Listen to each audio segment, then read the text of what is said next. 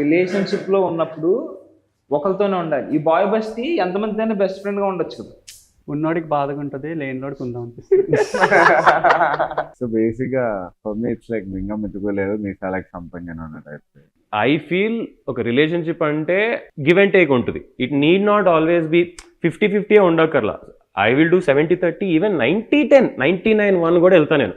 But అవతల person నుంచి ఆ 1% ఎఫర్ట్ కనిపించాలి. అది లేదనుకో there is absolutely no point. నువ్వు ఎంత తవ్వుకుంటే వెళ్ళినా నువ్వు ఒక్కడే దిగుతావు తప్ప అవతల మంచి పైనుంచి ఆయన చెప్తా ఉంటుంది. బట్ ప్రేమ కూడా అప్పుడు మనం ఆ ప్రేమలో ఉన్నప్పుడు ఎంత గుడ్డిగా ఉంటామంటే వీల్ ట్రై టు అండర్స్టాండ్. అరే వాళ్ళు ఇప్పుడు బిజీ ఉన్నారేమో, టైం లేదేమో, పాపం వాళ్ళు చాలా కష్టపడిపోతున్నారు. వాళ్ళకి ఒక టాలెంట్ It's okay.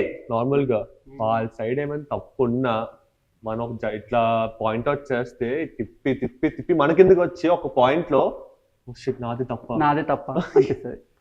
అది టాలెంట్ లేదని చెప్పి చాలా రిగ్రెట్ ఫీల్ అవుతారు.